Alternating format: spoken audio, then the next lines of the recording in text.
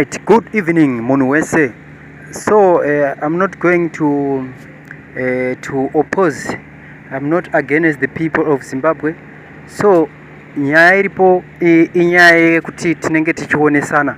So nyaya kana tichionesana tinofanira kunzwisisana kunzwisisana pamwe chete nekupanana ma-ideas kuti tingaite sei mhuri Zimbabwe. Right, nyaya ndiri kuuya nayo inyaya yava Nelson Chamisa. Nelson Chamisa ane maclaims akataura before elections. Akataura pane katime election asati papane se tasarurwa negore kuti zviitike zvema-election. Papasarurwa negore kuti zviitike zvema-election. Nelson Chamisa akataura akati tiri kuda ma-reforms kuZEC nekujudiciary system. Akazvitaura pasati pane ma-election. Ndobva tatopinda ma-election, zvinhu izvi zvataurika ma-election abva amaramba kuti ma-election haasi kuita, ende shuwa ma-election anga arigwa kudaro. Ndobva ataura kuti iye ma-election arigwa nejudiciary system iri contaminated chichipa nofunga munhu wese makazvinzwa.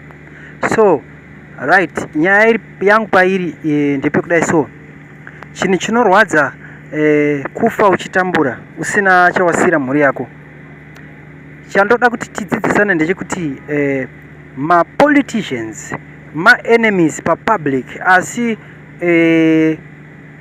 kuseri uku vanotonge vachivimba vese. Makanzwa achitaura message yake, achitaura achishoropodza achiita seika anenge atori enemy, but kuseri uku kunechi vanenge vachitosangana. So ndoda kupa muenzaniso wevhidhiyo riri kuseculata iri rake nana Mutsvangwa nanani. Mutsvangwa makatarisa kuti after ma-election paper pachitaurwa nyaya dzeSADC chichi, ane mastatement akapa, ane mashoko akataura, mashoko ekuti anototyisa, mashoko ekuti otange pachautourayiwa munhu. Zvinhu izvozvo zvakataurika mese munozviziva. So nyaya tinoda kuonesana, tinoonesana mucomment section momo. Munofanira kuti tionesane mucomment section. So isusu tozo go back to it's 2018, inenge 2018 or 2017, 2018 to 2019 ningiri pa 40 degrees paipai pakapfurwa vanhu nemusoja wewe. Vanhu vakafa ma-citizens nyaya dzema-politicians vanodzitora kuita dzechokwadi. Ma-politicians ma-face aya vari ma-fake friends. Ma-politicians pachavo chaivo havatowirirane. So kwatiri isusu vanouya kuzotsvaga support chete kuti aite zvaanenge achida. So isusu tisu tiri kusafa nekuti tisu tine vana vari kufa. Vana vavo vanoenda zvikoro zvakanaka. Isusu ma-citizens eZimbabwe, vana vedu havaende chikoro chakanaka, vanoenda zvikoro zvavo zvavanoti zvegovernment, zvikoro zvekuti zvinenge zvichito hazvidzidzwe nekuti maticha acho haasi kupiwa mari. Saka vanodzidzisa seiyo maticha anenge ari kuma-hustles. Zvinhu zvinorwadza mhuri yeZimbabwe. Ndosaka ndichiuya pachivhitivhiti chenyu ndichitouya ndiri strong saizvozvi. Zvinhu zvinorwadza. So pane nyaya inyowani, nyaya itsva yana Timber vakabatwa kunzi varinga vari 78. Makatarisa vanhu vari papa ma-citizens, vanhuvo vakatoenda vane chido nekuti vari kuda kuti vasunungure nyika, but nyika toisunungura hawo ndo pari kudiwa, ndo paidiwa kuti masoja vaona kuti vanhu vaomeserwa vobva vapindirawo vobata ma-criminals, but zvinhu izvozvo hazvisi kuitika munyika yeZimbabwe. So iwewe wakada kuti usumudze muromo kana kuti uite go against the regime, uri kubva wanzi musoro pasi, worohwa, wochikorwa gumbo semai vandakaona vaivai, wochikorwa gumbo iwewe, mhuri yako haichawana chekudya. Apo ndiwe munhu uri kuriritira mhuri yako, maybe wakamitiswa, maybe iwewe haunawo kana pekutangira kana business raunoita.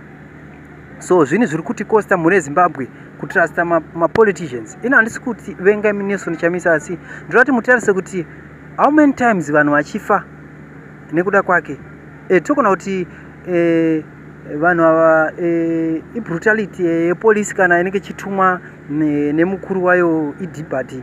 Nyaya iripo ndeyekuti ko uyu wedu uyu weopposition anowanika ariko vanhu ivavo vakaita saivavo, vanhu vekuti vanenge taura mashoko aya ekutoti ruzhinji rweZimbabwe public yese inenge chiti Nelson Nero hatombotambe navo vanhu ivavo, Nero hatombodaiso navo vanhu ivavo, but vanhu ivavo tinoona vana Nero wacho. So kumhuri yeZimbabwe kuvanhu vese, because vanhu vashoma vano understand politics, vanhu vazhinji vano understand kuti mapoliticians vanotipa chikafu, vanotipa magumbezi kana time election yauya ndo patinopiwa mbeu nemagumbezi chichi, ndo zvavana understand. So isusu tenchida kupatsanura mhuri yeZimbabwe kune vacho vana understand, nekuti tikatarisa mhuri yeZimbabwe izvozvi vanhu vane mari vari kunze vakati wandei, nyika yeZimbabwe sei isiri kubudirira, vanhu vari kutya kusika mari dzavo. So vanhu vakawanda vari kuinvestira kunze kunyika dzimwe. So vanhu vane mabhizinesi avo vari kunze uko vanotadza nei kuti varonge chinhu chimwe chete chekuti vakwanise kubvisa the regime. Vanhu vane mari vakawandisa, regime inofanira kuenda, because hapana patingambosekerere zvinhu zvakadaro mhuri yeZimbabwe.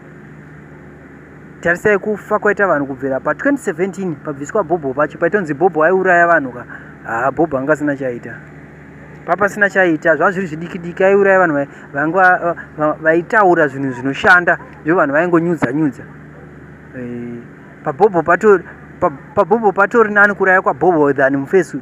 Tasa iye Mufesu iye marecords ake kuraya kubva pagukura hundi 2008 nevamwe vanga vari kurohwa ma11 kusvika izvozvi pari. Tarisa vanhu vese vamunonzwa kuti vakafa nenyaya dzepolitics vese, kunyanya kana vese vamwe vese aiva matop officials vese vamwe vakaparara, anopomerwa mhosva ndiyeyu mukuru.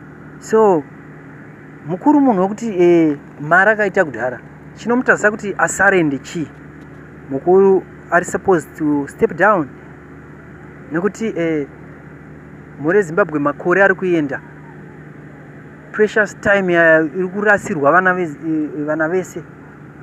Saka nyaya iripo. Thank you for watching.